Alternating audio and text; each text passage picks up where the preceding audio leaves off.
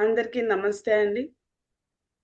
బ్రహ్మర్షి పితామహ పత్రిజీ గారికి, వంశీ మాస్టర్ గారికి, ప్రవీణ మేడం గారికి ఆత్మ ప్రణామాలు. స్వేచ్ఛేచ్ఛ బుక్ రచయిత అయిన టార్కం సెడారిన్ గారికి ఆత్మ ప్రణామాలు. అలాగే ఫిఫ్త్ చాప్టర్ వచ్చేసి శిష్యుడు మరియు ఆత్మవంచన, ఆ చాప్టర్ గురించి చదువుకోబోతున్నాం ఫ్రెండ్స్. ఇక్కడ వచ్చిన మీ అందరికీ కూడా కృతజ్ఞతలండి. ఈరోజు 8th పాయింట్, పేజ్ వచ్చేసి 71 అండి. మన విజయాల గురించి మనల్ని మనమే వంచుకుంటాము. స్థాయిల గురించి మనం చదివి పరిశీలించి మనం ఆకాంక్షించే స్థాయిలను ఇప్పటికే చేరామని భావిస్తాము. మన విజయాల గురించి మనల్ని మనమే వంచుకుంటాము. మన స్థాయిల గురించి మనం చదివి పరిశీలించి మనం ఆకాంక్షించే స్థాయిలకు ఇప్పటికే చేరామని భావిస్తాము. అంటే ఊరికే భావిస్తే సరిపోదు, అక్కడ చూడగలగాల. అక్కడ చూస్తే గాని మనకి అర్థం కాదు. నేను చేరిపోయానని భావించాము, ఇక్కడ అయిపోయింది. కానీ జీవాత్మలో ఆత్మలో అది ఆ జ్ఞానాన్ని పంపించామో లేదో, అక్కడ కూడా అదే స్థాయిలో తెచ్చుకున్నామో లేదో గమనించుకోవాలి. వినపడ్డల్లా? అనిపిస్తుంది అక్క.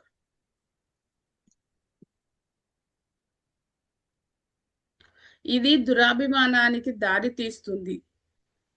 అంటే నేను చేరిపోయాను అని అనుకున్నాం అనుకోండి, అప్పుడు దురాభిమానం వచ్చి కూర్చుంటుంది ఆటోమేటిక్ గా. ఏమైంది? క్వశ్చన్ మార్క్ చూస్తుందా? లేదక్క. మనం ఆ విలువలు అందుకున్నాం అనుకుంటాం, కానీ వాస్తవంలో వాటిని చదివాము అంతే. ఆ విలువల స్థాయిలో కనబడటానికి చేసే ప్రయత్నం మన వ్యవస్థపై గొప్ప ఒత్తిడి తెచ్చి ఆ విలువలను చేరుకోవడానికి ఎంతో సమయం, సంసిద్ధత అవసరమవుతుంది.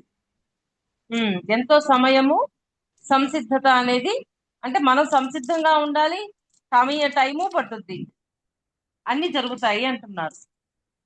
అందుకే దురాభిమానాన్ని ప్రదర్శించే ప్రజలలో ఎన్నో భౌతిక ఫిర్యాదులు ఉంటాయి. దాన్ని బట్టి మనం లెక్కించుకోవచ్చు. దురాభిమానం ప్రదర్శించే వాళ్ళలో భౌతిక ఫిర్యాదులు, కంప్లైంట్లు, జడ్జిమెంటు ఇట్లాంటివన్నీ ఉన్నాయి. ఉన్న వాళ్ళు అంటే వాళ్ళని బేరీ చేసుకోవచ్చు. ఎప్పుడైతే ఇలా ఉన్నాయో వాళ్ళు ఉన్నత స్థాయికి చేరుకోకుండానే నేను చేరుకున్నాను అని దురాభిమానంలోకి వెళ్ళిపోయారని. భౌతికమైన దీనికి సంబంధించి భౌతికమైన కంప్లైంట్లు, జడ్జిమెంట్లు, అన్నిటికీ ఈర్షపడటం, అసూయపడటం ఇట్లాంటి వాటిల్లో ఇరుక్కొని ఉంటారు వాళ్ళు. అది దీనికి విరుద్ధంగా కూడా సాధ్యమే.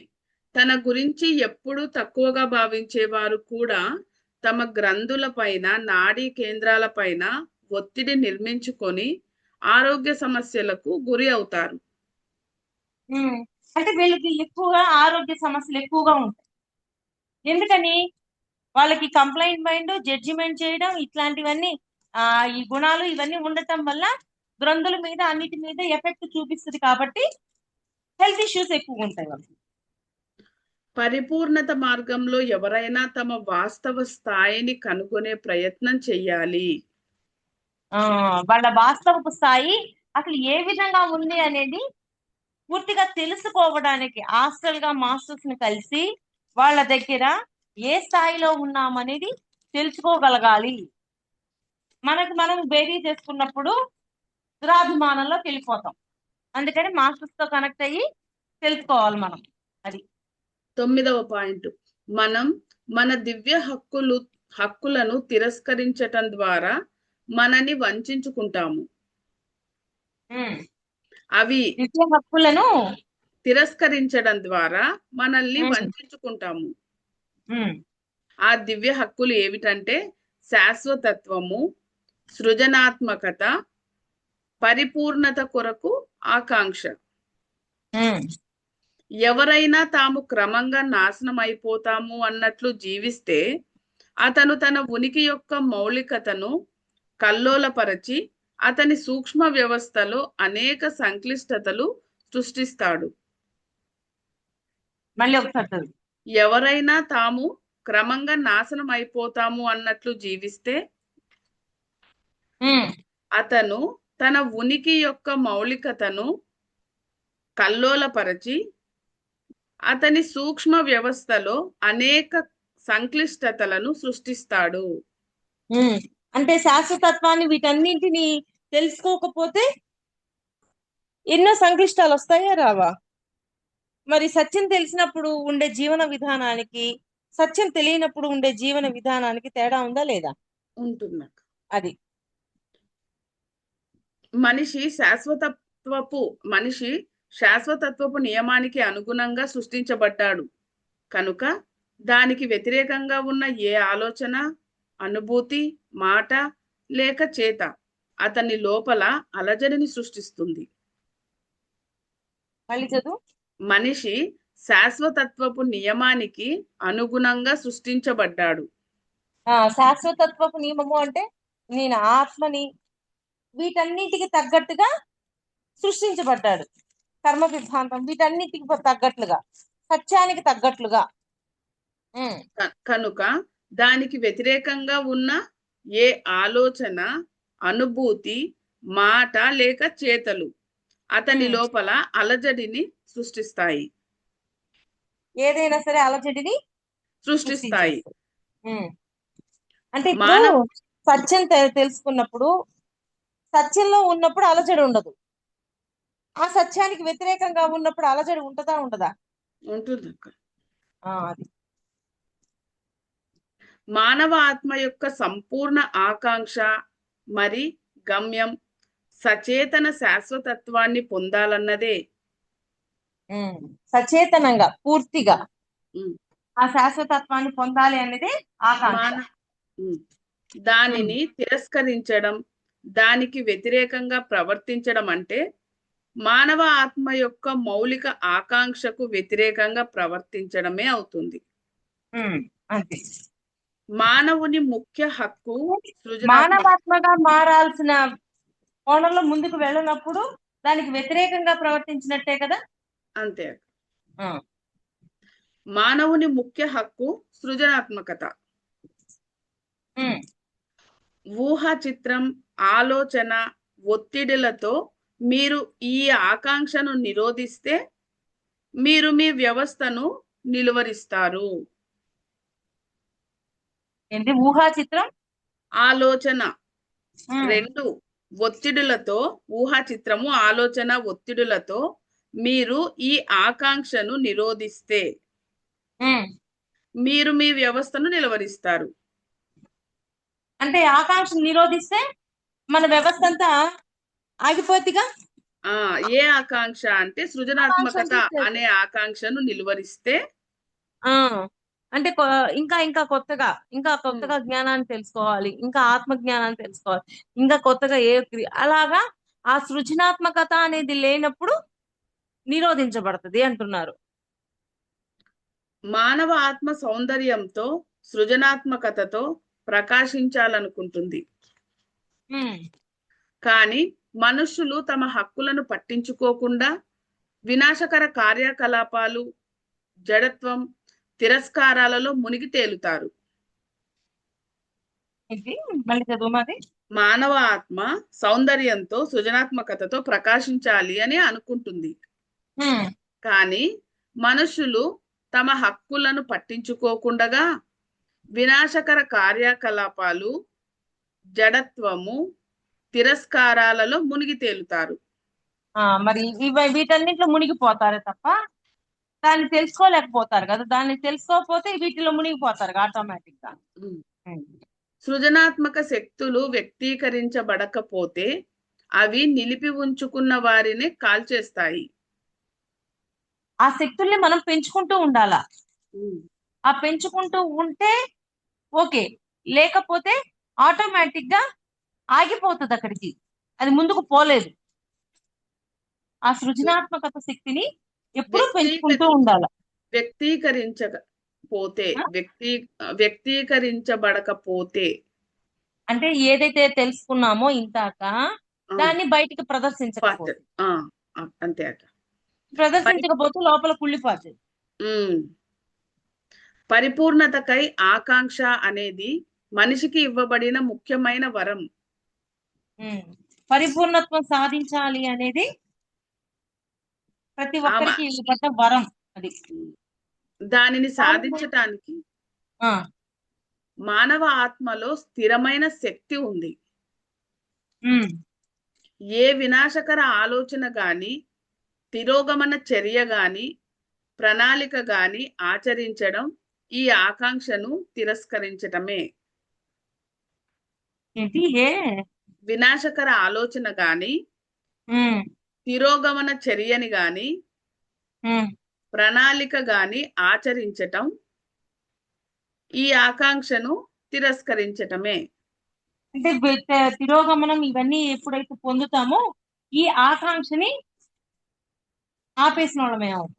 ఆకాంక్ష అంటే ఎదగాలన్న కోరిక, అదే శాశ్వతత్వం వైపు ఎదగాలన్న కోరికను ఆపేసినట్టు అవుతుంది. పూర్ణత్వం వైపు ముందు పైన చెప్పారు కదా, పూర్ణత్వం కోసం, శాశ్వతత్వం కోసం, వీటన్నింటి కోసం ఎదగాలి అంటే నేను పూర్ణాత్మను అవ్వాలి, ఈ శాశ్వత తత్వాన్ని తెలుసుకోగలగాలి, సృజనాత్మకత పెంచుకోవాలి.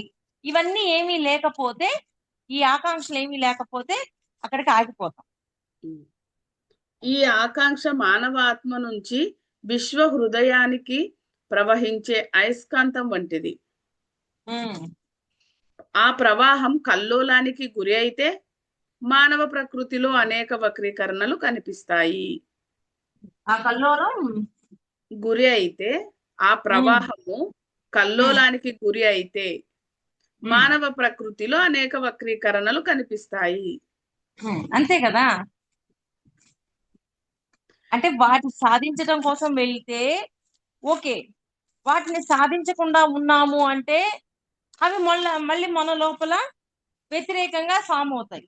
అంతేకాకుండా తిరస్కరించడం ద్వారా కూడా మనం ఎదగకుండా అయిపోతాం. దానివల్ల మన శరీరంలో కూడా అనారోగ్యాలు వస్తాయి కదక్క. ఈ మూడు ముఖ్య హక్కులను, ఆ మూడు ముఖ్య హక్కులు ఏవంటే శాశ్వతత్వం, సృజనాత్మకత, పరిపూర్ణత కొరకు ఆకాంక్ష.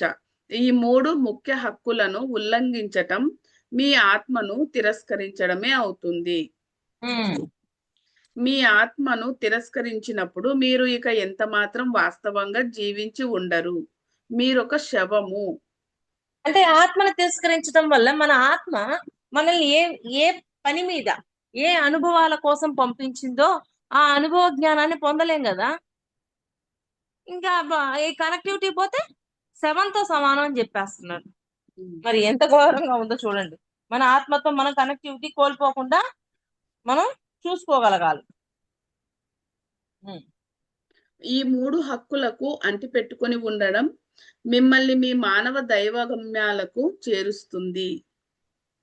ఈ మూడు హక్కులను ఎప్పుడైతే అంటిపెట్టుకొని ఉంటామో ఆటోమేటిక్ గా దైవాన్ని చేరుకుంటాము అని చెప్తున్నారు. గొప్ప వెల్లడి, సమతుల్యత, విజయం, సమృద్ధి, దీర్ఘాయువులు, శాశ్వత ఉనికిలో జీవిస్తూ ప్రకృతిలో సృజనాత్మక మూలంలో ఉంటూ ఎల్లప్పుడూ పరిపూర్ణతకై ఆకాంక్షించే వ్యక్తి వద్దకే వస్తాయి. అంటే ఇవన్నీ వీటిని ఆకాంక్షించే వ్యక్తుల దగ్గరికే వస్తాయి తప్ప ఎవరి దగ్గరికి పడితే వాళ్ళ దగ్గరికి రావు అని చెప్తున్నారు. అందుకని మన లోపల ఏముండాలి? ఆకాంక్ష ఉండాలి. దేని పట్ల? శాశ్వతత్వం మీద, పూర్ణత్వం మీద, సృజనాత్మకత మీద, వీటన్నింటి మీద ఆకాంక్ష అనేది ఉండాలి అని చెప్తున్నారు. 10వ పాయింట్, మన బాధ్యతల నుంచి తప్పించుకోవడం ద్వారా మనల్ని మనం వంచుకుంటాము. అనేక కారణాల వల్ల మన బాధ్యతను మనమే వహించాలి. నిర్లక్ష్యం కర్మను సృష్టిస్తుంది.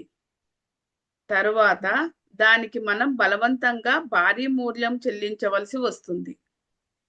నిర్లక్ష్యం కర్మను సృష్టిస్తుంది. తర్వాత దానికి మనం బలవంతంగా భారీ మూల్యం చెల్లించవలసి వస్తుంది. అంటే బాధ్యత తీసుకొని వచ్చాం, బాధ్యత పూర్తి చేయకపోతే మళ్ళీ ఆ బాధ్యత కోసం మూల్యం చెల్లించాల్సిందే, మళ్ళీ జన్మలెత్తాల్సిందే. మనం బాధ్యతల నుంచి తప్పించుకోకూడదు లేదా పారిపోకూడదు. అవి మనం ఎక్కడ దాక్కున్నా ఎప్పుడు మనల్ని పట్టుకుంటాయి. మళ్ళీ చదువు.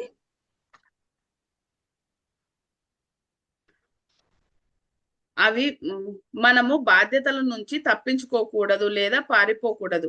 అవి మనం ఎక్కడ దాక్కున్నా ఎప్పుడు మనల్ని పట్టుకొని ఉంటాయి. ఎక్కడ దాక్కున్నా పట్టుకుంటాయి అంటున్నారక్క. పట్టుకున్నా గానీ నేను చెయ్యలేనని తప్పించుకొని పోతా ఉంటాంగా. ఎప్పుడైతే తప్పించుకోపోతున్నాము అంటే మనం నిర్లక్ష్యంలోకి వెళ్ళామని దానికి తగ్గ మూల్యం చెల్లించాల్సిందే. మళ్ళీ ఇంకో జన్మలు ఎత్తుకొచ్చుకోవాలి. అందుకని ఎప్పటికప్పుడు పూర్తి చేసుకున్నాం. అంటే ఈ జన్మలో కష్టాలు ఎక్కువయ్యి కొంతమంది సూసైడ్ అట్లాంటివి చేసుకుంటుంటారు. అంటే వాళ్ళు బాధ్యతలు మొదలెక్క సూసైడ్ చేసుకుంటారు. అవి అంటే మళ్ళీ ఇంకో జన్మలో తప్పకుండా ఏదైతే చేస్తున్నామో అది అనుభవాన్ని జ్ఞానంగా మార్చుకోవడం కోసమే కదా, అనుభవాల కోసమే కదా వచ్చాము. మరి అనుభవం పూర్తి చేయకపోతే మళ్ళీ అనుభవాన్ని పొందొద్దా?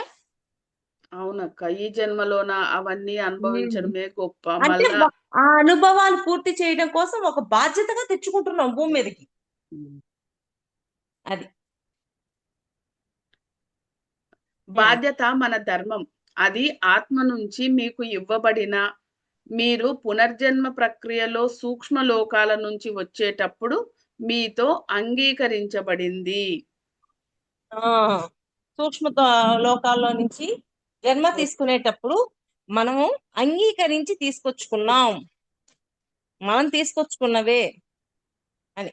బాధ్యతాయుతత్వాన్ని పెంపొందించుకోవడం శిష్యరికానికి ముఖ్య సంకేతం. మీరు మీ బాధ్యతలను గుర్తెరిగి నెరవేర్చడం ద్వారా మీకు మీ అంతర్నిర్దేశకుని మధ్య అనుగుణ్యమైన బంధాన్ని సృష్టిస్తారు. అంటే మనము తెచ్చుకున్న బాధ్యతల్ని పూర్తి చేస్తూ ఉన్నాం. మన అంతరంగం పట్ల కూడా మనకి ఒక క్లారిటీ ఉంటది కదా, ఆ కమ్యూనికేషన్, ఆ కనెక్టివిటీ మిస్ అవ్వంగా ఇంకా. అవును. 11వ పాయింట్, మనకు సంబంధించిన వ్యక్తుల వాస్తవ ప్రకృతిని చూడకపోవడం ద్వారా మనల్ని మనం వంచుకుంటాము. మనతో పాటు ఉన్న వ్యక్తుల యొక్క వాస్తవ ప్రకృతిని చూడకపోవటం అంటే వాళ్ళు మనం వంచుకుంటాం. ఎందుకని? వాళ్ళు భూమి మీదకి పంపించేటప్పుడు ఒక ప్రణాళిక కోసం ఆత్మ పంపిస్తుంది. ఆ ప్రణాళికల్ని, ఆ కర్మలెక్కల్ని వాళ్ళు పూర్తి చేయాలి. అలాంటప్పుడు పూర్తి చేయాలని వాళ్ళు చేస్తూ ఉన్నప్పుడు మనం అడ్డుపోతుంటాం. అడ్డుపోయాము అంటే మనల్ని మనం వంచుకున్నట్లు అవుతుంది. అందుకని వాళ్ళ వాస్తవ ప్రకృతిని మనం అంగీకరించాలి. వాళ్ళు ఎలా ఉంటే అలా అంగీకరించాలి. అది కష్టం, కానీ అంగీకరించడం నేర్చుకోవాలి. అది కానీ నేర్చుకోపోయామా ఇంకా రోజు యుద్ధకాండే. వారి డిగ్రీలు, శరీరాలు, హోదాలు, సంపదలు, తెలివితేటలు, ముఖస్థుతులు ఇంకా మరెన్నో కలిసి మన వంచనకు కారణమవుతాయి. అంటే వాళ్ళని ఎప్పుడైతే అలాగా యాక్సెప్ట్ చేయలేకపోతూ ఉంటామో ఆటోమేటిక్ గా మనల్ని కూడా మనం వంచుకున్న వాళ్ళం అవుతాము. ఎందుకని? వాళ్ళకి అడ్డుపడ్డప్పుడు వాళ్ళు మనకు అడ్డుపడరా? అప్పుడు మనం వంచనకు గురి అవ్వమా? మనం వాళ్ళని వంచాము, ఆటోమేటిక్ అదే కదా రిఫ్లెక్ట్ అయ్యి వస్తుంది. అదే మన ఆశాభంగాలు, మానసిక రుగ్మతలలో చాలా వరకు మన చుట్టూ ఉన్న వారిని ఉన్నది ఉన్నట్లుగా చూడలేని అసమర్థత వల్ల వచ్చేవే. మన పూర్వీకులు ఇక్కడ అసమర్థత అంటే వాళ్ళ వాస్తవాన్ని అంగీకరించకపోవడమే ఒక అసమర్థత. మన పూర్వీకులు మనం ఎవరితోనైనా సన్నిహిత సంబంధం ఏర్పరచుకునే ముందు వివిధ పరిస్థితులలో వారిని పరిశీలించాలి అని చెప్పేవారు. ఒక వ్యక్తి వాస్తవ ప్రకృతి ఈ క్రింది పరిస్థితులలో వెల్లడవుతుంది అని మా నాన్న చెప్పేవారు అని టార్కం గారు అంటున్నారు. అతను పిచ్చివాడైనప్పుడు, అతను మద్యం సేవించేటప్పుడు, అతను ఓడిపోయినప్పుడు, అతను విజయం సాధించినప్పుడు, అతనికి ఒక హోదా వచ్చినప్పుడు, అతను జూదమాడినప్పుడు, అతను పోటీలో ఉన్నప్పుడు, అతను అసూయ పడ్డప్పుడు, అతను భయపడ్డప్పుడు, అతనికి సంపద అప్పగించినప్పుడు, అతను స్వేచ్ఛగా ఉన్నప్పుడు, అతను స్వేచ్ఛను కోల్పోయినప్పుడు, ఈ పరిస్థితులలో వ్యక్తిలోని వాస్తవ ప్రకృతి బయటపడుతుంది. అంతే కదా. ఆ మందు తాగినోడు నిజాలు మాట్లాడతాడు, పిచ్చివాడు నిజాలు మాట్లాడతాడు, ఆ అసమర్థతతో ఉన్నవాడు విజయంలో, వీళ్ళందరూ అసూయతో ఉన్నవాళ్ళు నిజాలు వాస్తవాలు మాట్లాడతారు అని చెప్తున్నారు. రే మందు బాబులు రే, వీళ్ళు ఇప్పుడు వాడు మందు తాగున్నాడు రా, నిజం చెప్తాడు రా అని చెప్పి సినిమాలలో చూసి మనం భయపడుతుంటాం కదా. అదే ఈ 12 అంశాలను పరిగణిస్తూ తన చుట్టూ ఉన్న వారిని పరిశీలించకపోతే వ్యక్తి తనను తాను వంచుకుంటాడు. ఆ వాస్తవము ఆ టైంలో బయట పెట్టారు. ఆ పెట్టినప్పుడు దాన్ని మనము అంగీకరించగలగాలి. అంగీకరించి వాళ్ళకి హెల్ప్ చేయగలగాలి, లేకపోతే వాళ్ళ పని వాళ్ళు చేయించుకోవాలి. లేకపోతే పరిస్థితి మారిపోతుంది. 12వ పాయింట్, ఇతరుల పట్ల మన అంచనాల ద్వారా మనల్ని మనం వంచుకుంటాము. అంచనాలు వేయకూడదు. వాళ్ళని అంచనాలు వేసినందువల్ల ఏమైంది? మనం మంచిగా గురయ్యాం. అంతే కదా. ఇప్పుడు వాళ్ళు అలా ఉన్నారు, వాళ్ళల్లో అసూయ ఉంది అని నేను ఎస్టిమేట్ చేశాను. ఎస్టిమేట్ చేయటం వల్ల వాళ్ళు కనిపించినప్పుడల్లా వాడు అసూయలో ఉన్నాడు, వాడు అసూయలో ఉన్నాడు, వాడు అలా ఉన్నాడు, ఇలా ఉన్నాడు అని అనుకుంటున్నాను. అనుకోవడం ద్వారా ఏమవుతుంది?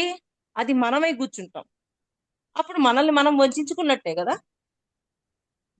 ఎదుటివాడిలో కనిపించింది అని అనుకుంటున్నాం, కానీ అది మనకి అది పూర్తిగా నిజం కాదు, మనం భావిస్తున్నాం. ఆ భావన పెరిగే కొద్దీ అది మనమైపోయి ఉన్నాం. అసలు అది మనలోనే ఉంది. అది తెలుసుకోకపోవటం వల్ల దాన్ని సరి చేసుకోలేకపోతాం కదా. పాయింట్ అర్థమవుతుందా?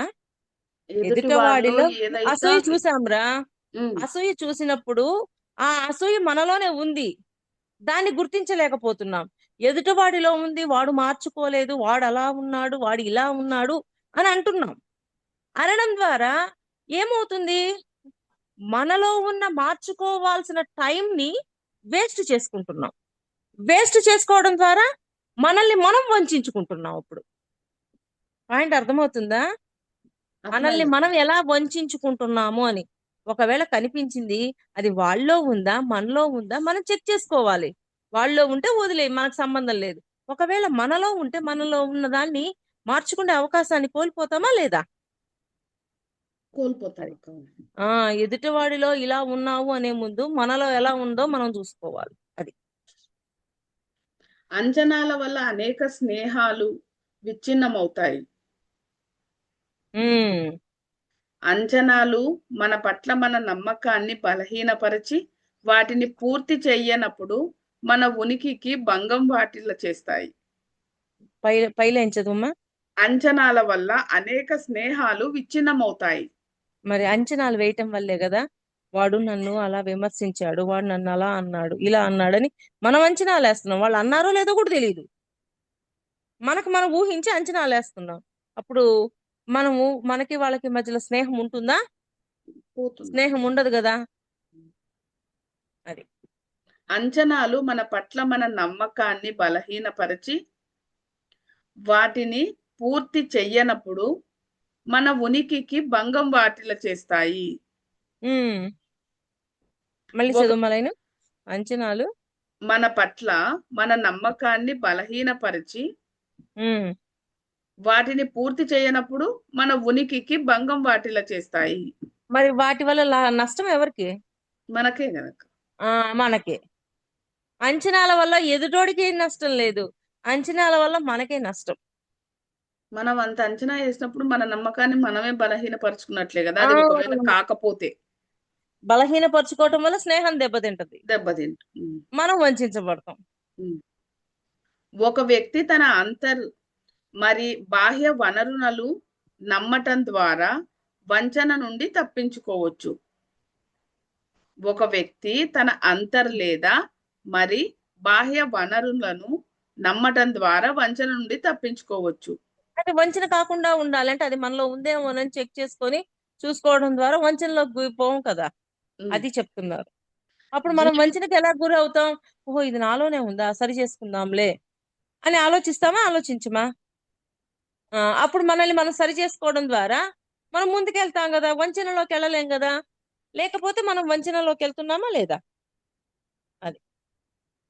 జీవితం ఏ పరిస్థితినైనా ఏ వ్యక్తినైనా మార్పు చేస్తుంది. ఉమ్. అందుకే పూర్వీకులు మీ కోటను వదులుగా ఉన్న నేలపై నిర్మించవద్దు అని చెప్పేవారు. అంటే పునాదులు సరిగా ఉండాలి ఇంటికి అంటారు చూడు, ఉమ్. అలాగా కోటను కూడా అలాగే నిర్మించొద్దు, చాలా జాగ్రత్తగా నిర్మించుకోండి అని చెప్తారు. 13, మన వ్యామోహాల ద్వారా మనల్ని మనం వంచుకుంటాము. కన్ఫామ్ గా. ఉద్వేగిక మనోపదార్థాలతో నిర్మించబడిన శక్తివంతమైన వ్యామోహాలు మూడున్నాయి. ఉమ్. అవి శిష్యుడు పెంపొందించుకోడు, ఉమ్. కానీ చీకటి శక్తులచే నిర్మించబడి శిష్యుణ్ణి వంచడానికై అతనిపై చొప్పించబడతాయి. ఉమ్. టిబెటన్ బోధకులు చెప్పే ఆ మూడు వ్యామోహాలేంటో చూద్దాం అక్క. ఉమ్. అవేంటంటే బలహీనమైన ఆలోచనలు, నిరుత్సాహపరచటము, విమర్శించాలన్న కోరిక, ఇవి అని అన్నారు. బలహీనమైన ఆలోచనలు. ఆలోచనలు అంటే ఎప్పుడు ఆలోచనలు బలహీనంగా ఉంటాయి అంటే వాళ్ళని వాళ్ళు తక్కువ చేసుకోవటం, నేను ఇంకా ఎదగలేదు, ఎంతవరకు ఉన్నారో ఆ వాస్తవాన్ని అంగీకరించాము, అంగీకరించినప్పుడు ఇన్ఫీరియారిటీలోకి వెళ్ళం, సుపీరియారిటీలోకి వెళ్ళం. అలాగా మన ఆలోచనలు, నేను అంత పని చెయ్యలేను, నాకు అంత ధైర్యం లేదు, నా లోపల ఈ గుణాలు ఉన్నాయి, ఉన్నాయి, వాటిని మార్చుకుందాం, అవకాశం ఉంది కదా. అట్లాగా ఆ ఆలోచనలు బలహీనపరిచే విధంగా ఆలోచిస్తూ ఉంటారు. ఆ బలహీనపరుచుకోవడం ద్వారా శక్తిని కోల్పోతుంటారు, వీక్ అయిపోతారు. ఎక్కడ ఉంటది స్ట్రాంగ్నెస్? నిరుత్సాహపరచటం. ఎదుటి వాళ్ళని నిరుత్సాహపరుస్తుంటాం ప్రతిదానికి. నువ్వు ఇది చెయ్యలేవు, నువ్వు అది చెయ్యలేవు, నువ్వు ఇది చెప్పలేవు, అది చెప్పలేవు అని నిరుత్సాహపరుస్తుంటాం. విమర్శించాలన్న కోరిక. ఆ ప్రతి ఒక్కరిని విమర్శించాలి. వీడు అలాంటోడు, వీడు ఇలాంటోడు, వీడిలో అది ఉంది, వీడిలో ఈ లోపం ఉంది అని నోరు తెరిస్తే విమర్శే, ఇంకేం ఉండదు. ఈ మూడు డేంజర్ అన్నట్టు చెప్తున్నారు ఆయన. ఒక శిష్యుడు ఈ వ్యామోహాలను అనుమతించి వాటితో గుర్తించుకుంటే తనను తాను మహాత్ముల సేవకు పనికిరాని వాడిగా చేసుకుంటాడు. అది అంటే వ్యామోహం ఉన్న వాళ్ళలో ఈ ఈ బలహీనతలు ఉంటాయి. ఈ బలహీనతలు ఉన్నప్పుడు ఇంకా పైకి ఎదగలేను, ఈ భావాలన్నీ పెరుగుతూ ఇన్ఫీరియారిటీలోనే ఉండిపోతాడు. బలహీనత, నిరుత్సాహాలు దివ్యజ్వాల ప్రవాహాన్ని లేదా ఉన్నత కేంద్రాల నుండి వచ్చే ఉత్సాహాన్ని నిలిపివేసి సేవకు చెందిన మనో ఉద్వేగిక వ్యవస్థలను స్తంభింపజేసి, మళ్ళీ చదువుతానక్క. బలహీనత, ఒక శిష్యుడు ఈ వ్యామోహాలను అనుమతించి వాటితో గుర్తించుకుంటే తనను తాను మహాత్ముల సేవకు పనికిరాని వాడిగా చేసుకుంటాడు. అంటే ఆటోమేటిక్ గా నేను నాకు అంతటిది లేదు అని, ఆ సేవలో నేను పనికిరాను అని ఫీల్ అయ్యి ఆ సేవలోకి వెళ్లకుండా ఉంటాడు. అలాగే కానీ అలాంటి కనిపించినప్పుడు మార్చుకొని నేను ఆ సేవలోకి వెళ్ళాలి అనుకోవచ్చు కదా. అలాగని ఇలాగ ఉంటే సేవ చేయకూడదని రూల్ ఏమీ లేదు కదా. అది ఇలా అనుకొని ఆ సేవలో కూడా ముందుకు వెళ్లకుండా అలా ఉండిపోతాడు. పాయింట్ అర్థమైందా? అర్థమైందక్క, అర్థమైంది. బలహీనత, నిరుత్సాహాలు దివ్యజ్వాల ప్రవాహాన్ని లేదా ఉన్నత కేంద్రాల నుండి వచ్చే ఉత్సాహాన్ని నిలిపివేసి సేవకు చెందిన మనో ఉద్వేగిక వ్యవస్థలను స్తంభింపజేసి అంటే ఆపేసి ఆ ఉమ్, వ్యక్తిని ఆ పేరుకున్న సమస్యలు, అవసరాలు తీర్చలేని అసమర్థుడు అని భావించేటట్లు చేస్తాయి. ఉమ్. అవన్నీ ఎవరు చేస్తాయి? ఎవరికి వాళ్ళకి, ఉమ్. వాళ్ళ అంతరంగమే తయారు చేస్తుంది అట్లా. అంటే ఇవన్నీ ఉన్నప్పుడు బలహీనత, నిరుత్సాహాలు ఆ దివ్య జ్వాల ప్రవాహాన్ని ఆపేస్తాయి అంటారు, మనలోకి అంటే రాకుండా. అక్కడి నుంచి వచ్చే శక్తిని తీసుకోలేం కదా. తీసుకుని ఆ ఇప్పుడు ఇవన్నీ ఏమి లేవు, ఉన్నతంగా ఉన్నాం, అప్పుడు పై తలాల నుంచి శక్తి అనేది తప్పకుండా ఇవ్వబడుతుంది. అది. ఉన్న ఉన్నత కేంద్రాల నుండి వచ్చే ఉత్సాహాన్ని కూడా నిలిపేస్తాయి. ఉమ్ సేవకు చెందిన మనో ఉద్వేగిక వ్యవస్థలను స్తంభింపజేస్తాయి. ఇంకా సేవ చేయలేడు కదా, ఆ సేవ వ్యక్తి చేయలేక అలా ఉండిపోతాడు. ఆ వ్యక్తిని ఆ పేరుకున్న సమస్యలు, అవసరాలు తీర్చలేని అసమర్థుడు అని భావించేటట్లు చేస్తాయి. వాళ్ళలో ఉన్నవే వాళ్ళనే తయారు చేస్తాయి. తయారు చేస్తాయి. ఉమ్. దానితో అతను తన పట్ల ఒక బలమైన, వికారమైన ఊహ చిత్రాన్ని ఏర్పరచుకొని స్వీయ వంచనలో పడిపోయి సేవ నుంచి తప్పుకుంటాడు. ఇదంతా ఏం చేసింది? స్వీయ వంచన జరిగేటట్టు చేసి సేవ చేయకుండా చేస్తుంది, అక్కడి నుంచి తప్పుకునేలా చేస్తుంది. పక్కకి వెళ్ళిపోతాం. ఇంకా ఇంకా అయిపోయింది ఇక్కడ. ఉన్నతంగా ఎదగాలి అంటే సేవే కదా పెద్ద ఉమ్. మార్గం భూమి మీద. ఉమ్.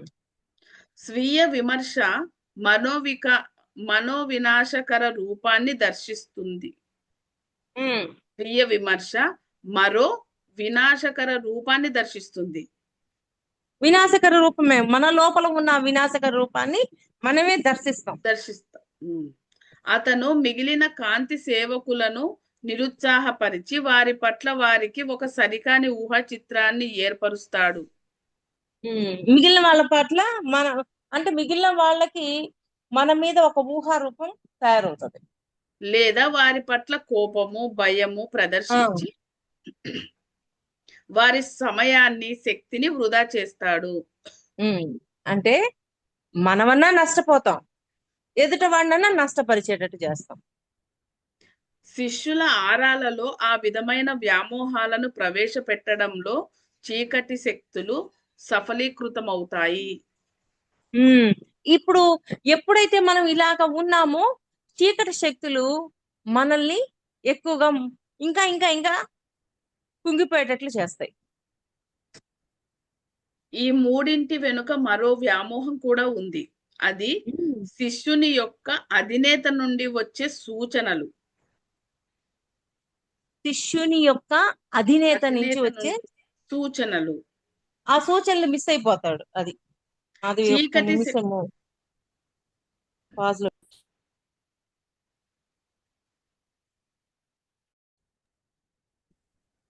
ఈ మూడింటి వెనుక మరో వ్యామోహం ఉంది. అది శిష్యుని యొక్క అధినేత నుండి వచ్చే సూచనలు. చీకటి శక్తులు కొన్ని ముద్రలను కల్పించి అవి అధినేత నుంచి వస్తున్నాయని శిష్యుణ్ణి నమ్మిస్తారు.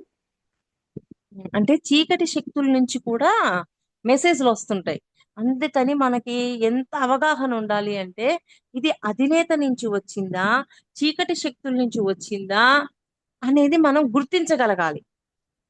చీకటి శక్తులు ఇంకా ఇంకా రెచ్చగొడుతుంటాయి. అందుకని చాలా జాగ్రత్తగా ఎరుకతో గమనించాలి. అందుకే మెసేజ్ వచ్చింది, మెసేజ్ రాగానే అబ్బా అంతా ఇంత అని అనుకోకూడదు. ఇది ఎక్కడి నుంచి వచ్చింది, ఆ కనెక్టివిటీని జాగ్రత్తగా కాపాడుకోవాలి. మన మాస్టర్స్ తోటి, ఉన్నత తలాల్లో ఉన్న వాళ్ళతోటి ఉన్న కనెక్టివిటీ, ఆ కనెక్టివిటీ కోల్పోకుండా మనం చూసుకోవాలి. అందుకే మహాత్ముల బోధనలలో విచక్షణా శక్తిని పెంపొందించుకోమన్న విషయం గట్టిగా నొక్కి చెప్పబడింది. మళ్ళీ చదువు. అందుకే మహాత్ముల బోధనలలో విచక్షణా శక్తిని పెంపొందించుకోమన్న విషయం గట్టిగా నొక్కి చెప్పబడింది.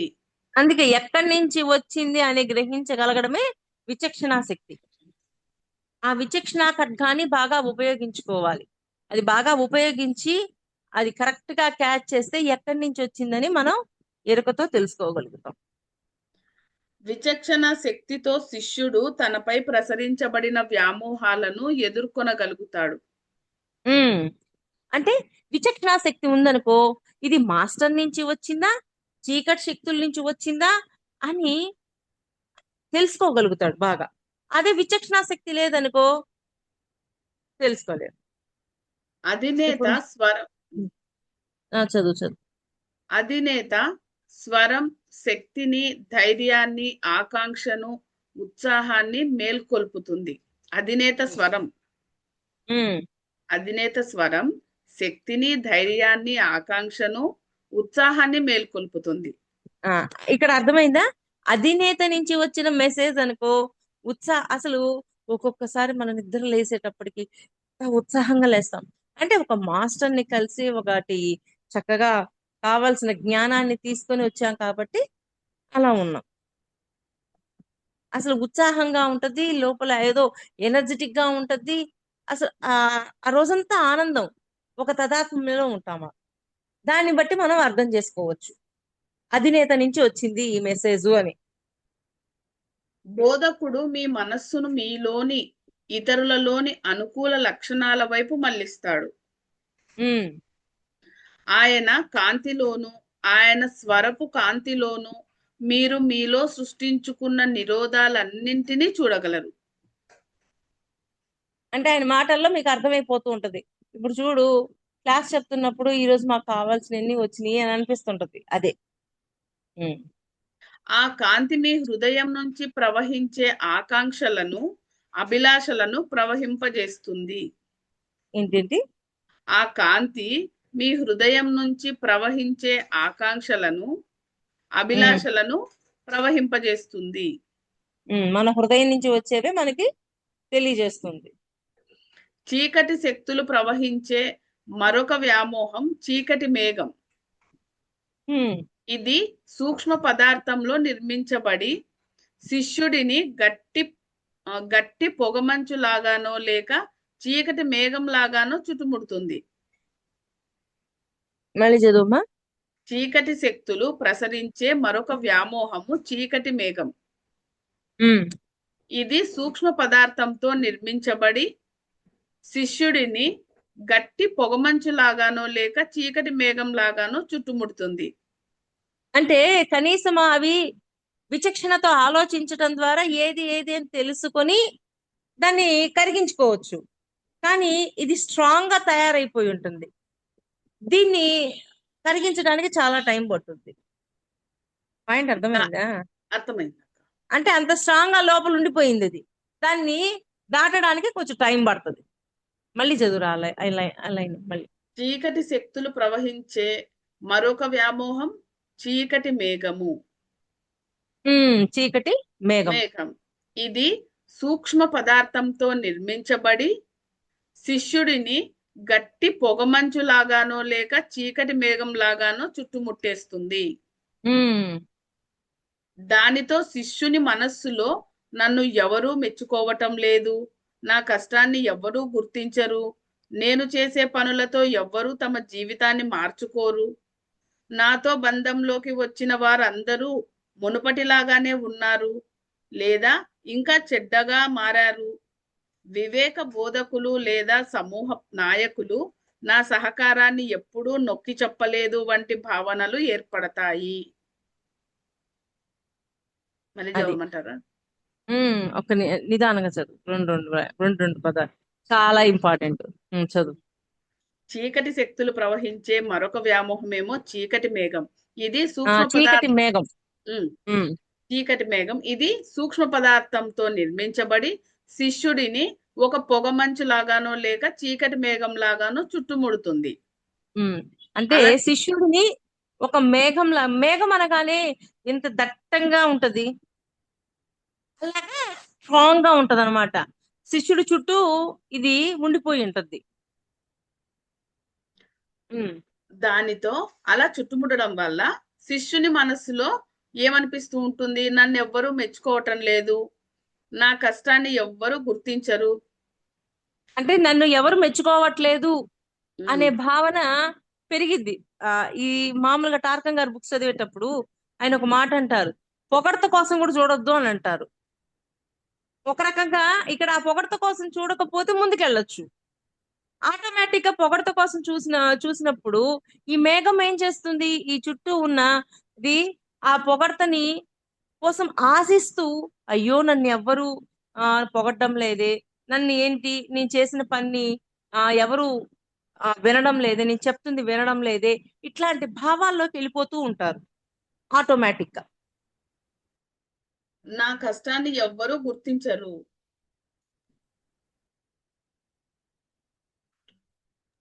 ఉమ్. నా కష్టాన్ని ఎవ్వరూ గుర్తించరు. ఎవరు గుర్తించాలి? పరమాత్మ గుర్తిస్తే సరిపోద్ది. కానీ ఇది ఈ చీకటి శక్తులు రెచ్చగొడుతుంటాయి. నీ కష్టాన్ని ఎవరైనా గుర్తించారా, నిన్ను ఎవరైనా పొగిడారా అని రెచ్చగొట్టి గుర్తు చేస్తూ ఉంటాయి. ఆటోమేటిక్ గా ఏమవుతుంది, అవును కదా నా కష్టాన్ని గుర్తించట్లా, నన్ను ఎవరు పొగడటంలే, ఇవన్నీ అనుకుంటాం. కానీ ఎవరు పొగడాలి, ఎందుకు పొగడాలి? పరమాత్మ దృష్టిలో నేను ఎలా ఉన్నానో అది చాలు నాకు అనుకున్నప్పుడు ఈ పొగడతా పక్కన పెట్టేస్తాం. కష్టాన్నే, ఎందుకు కష్టాన్ని చూడాలి? మనం ఆల్రెడీ దుష్కర్మలు చేసి వాటి ఫలితాన్ని క్లియర్ చేసుకోవడం కోసం, ప్రాయశ్చిత్తం కోసం ఈ తెచ్చుకున్నాము, ఈ సేవ చేస్తున్నాము అనుకున్నప్పుడు పక్కన వాళ్ళు మన కష్టాన్ని ఎందుకు చూడాలి? ఈ జ్ఞానం లేకపోవటం వల్ల, ఆ చీకటి శక్తుల వల్ల ఇవన్నీ మన మైండ్ లోకి వెళ్ళిపోయి మనం ఏమైపోతాం, డల్ అయిపోతాం. పాయింట్ అర్థమైందా? నేను చేసే పనులతో ఎవ్వరూ తమ జీవితాన్ని మార్చుకోరు. ఎందుకు మార్చుకుంటారు? వాళ్ళకి మార్చుకోవాలనిపించినప్పుడు మార్చుకుంటారు. అంతేగాని మనం మార్చుకున్నాము, మన అనుభవాన్ని వ్యక్తం చేస్తున్నాం, మన అనుభవాన్ని తెలియజేస్తున్నాం, అంతవరకే మన పని. వాళ్ళ టైం వచ్చినప్పుడు వాళ్ళు మార్చుకుంటారు, అప్పుడు మన అనుభవం వాళ్ళకి అర్థమవుతుంది. అంతేగాని ప్రతి ఒక్కరు మనం చెప్పినప్పుడల్లా ప్రతి ఒక్కరు మార్చుకోవాలని రూల్ ఏం లేదు అక్కడ. వాళ్ళకి అనుభవపూర్వకంగా అయినప్పుడే మార్చుకుంటాడు. ఇప్పుడు మనం చెప్పే టైంలో వాడు అనుభవం పూర్తి అవుతుంది అనుకో, వాడు మార్చుకుంటాడు. అప్ప వీళ్ళు మార్చుకున్నారని ఆనందపడడానికి కూడా లేదు. కానీ మనం చెప్పిన టైము వాళ్ళు మార్చుకునే టైం రెండు ఒకటైనవి కాబట్టి. నాతో బంధంలోకి వచ్చిన వారు అందరూ మునుపటిలాగానే ఉన్నారు. ఉమ్. అంటే బంధంలోకి వచ్చిన వాళ్ళందరూ ఏం మారలేదు, అలాగే ఉన్నారు అని కూడా అనుకుంటుంటారు. అది కూడా అనుకోవాల్సిన అవసరం లేదు. లేదా పక్కనోళ్ళు ఇంకా చెడ్డవారుగా పక్కనోళ్ళని మారారు. మార్చాలి అనుకోవద్దు, పక్కనోళ్ళు ఇలాగే ఉన్నారు అనుకోవద్దు. మనం మారామా లేదా, మనం చేస్తున్న పని మనం సేవ కొద్దీ చేస్తున్నామా లేదా, ఇవన్నీ మన వైపు గమనించాలి. అది ఇంపార్టెంట్. ఓకే. వివేక బోధకులు లేదా సమూహపు నాయకులు నా సహకారాన్ని ఎప్పుడూ నొక్కి చెప్పలేదు వంటి భావనలు ఏర్పడతాయి. ఉమ్.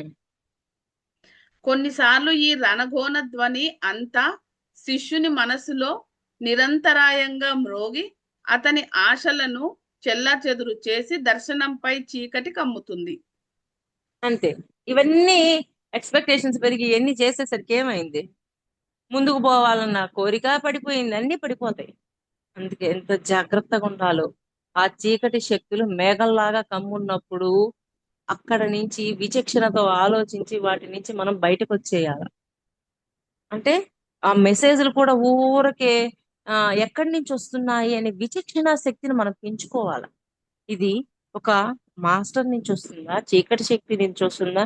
ఇప్పుడు చీకటి శక్తి నుంచి వచ్చినప్పుడు వాడు అట్టాంటోడు, వీడు ఇట్టాంటోడు, నువ్వేం ఎదిగావు, నువ్వేం ఎదగలేదు, ఇట్లాంటివన్నీ వచ్చినాయని చీకటి శక్తుల నుంచి. చీకటి శక్తి అంటే ఏదో కాదు, అజ్ఞానమే, మనలో ఉన్న అజ్ఞానమే అది. ఒకవేళ చుట్టూ ఉన్న వారు నిజంగా మెచ్చుకొని కృతజ్ఞత వ్యక్తీకరించినా అతను వారిని కపటాల్లాగానే చూస్తారు. వాళ్ళు మెచ్చుకున్నా కపటంలా అని అనుకుంటారు. ఆ చూడు వాడు కావాలని పొగుడుతున్నాడే గాని అని చూస్తాం. అది అది కూడా ఒక డేంజర్ ఉందబ్బా. వాడు ఆ హార్ట్ఫుల్ గా పొగిడినా కూడా కష్టమే అదే అవుతుంది. పరిస్థితికి వస్తుంది. అది. ఆ విధంగా శిష్యుడు నిస్పృహలో పడిపోతాడు. ఉమ్. తన స్నేహితులు తనని వదిలిపెట్టేశారని, కాంతి విస్తరణ కోసం తనను చేసిన కృషి అంతా వ్యర్థమయ్యిందని భావిస్తాడు. స్నేహితులు తనను వదిలిపెట్టేశారని, కాంతి ఉమ్, విస్తరణ కోసం తను చేసిన కృషంతా వ్యర్థమయ్యిందని భావిస్తాడు. అంతే. అటువంటప్పుడు మనం మన వాస్తవ ఆత్మ మూలంపై మన మనస్సును కేంద్రీకరించి సహాయం పొందాలి. ఉమ్. మనసును కేంద్రీకరించి సహాయం సహాయం పొందాలి. పొందాలి. చీకటి ఓకే. మేఘం మనల్ని సహాయం చేసే వారి నుండి దూరం చేయవచ్చునేమో కానీ మన అంతర్మూలంతో సంబంధాన్ని పెంచలేదు. అంటే ఆత్మతో సంబంధాన్ని తెంచలేదు కానీ పక్కనోళ్ళతో ఉన్న సంబంధాన్ని కట్ చేయొచ్చు. మనల్ని మనమే చీకటి మేఘంతో గుర్తించుకుంటే తప్ప తరచు శిష్యుడు ఒంటరిగా వదిలిపెట్టబడతాడు.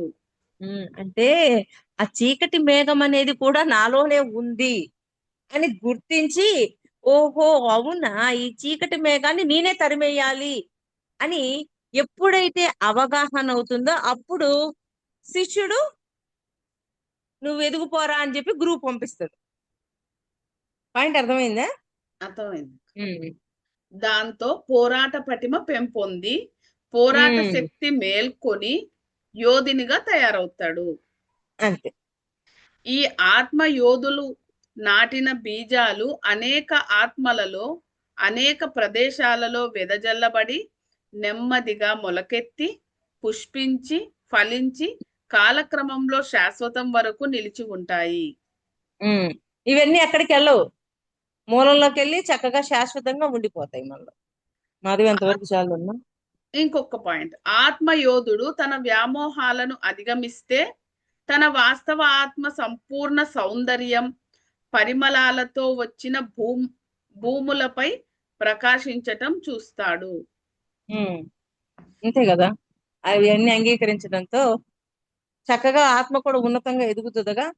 ఆ ఆత్మ ఉన్నతంగా ఎదిగినప్పుడు ఆత్మలో ఏముందో దాన్ని భౌతిక శరీరం ద్వారా మనం ప్రదర్శిస్తాంగా. ఆత్మలో సద్గుణాలు ఉన్నాయి, మరి జీవుడి ద్వారా ఆ సద్గుణాలనేగా ప్రదర్శిస్తాం. అవును. ఓకే ఫ్రెండ్స్, ఈ రోజుతో ఇక్కడ స్టాప్ చేసుకుందాము. రేపు స్వీయ వంచనను నిరోధించే సూచనలు, ఇంతవరకు స్వీయ వంచన చూసాము. రేపు స్వీయ వంచనను నిరోధించే సూచనలు ఏంటో టార్కం గారు అద్భుతంగా చెప్పారు. రేపు చదువుకుందాము. Thank you. మాధవి మాట్లాడమని మళ్ళీ.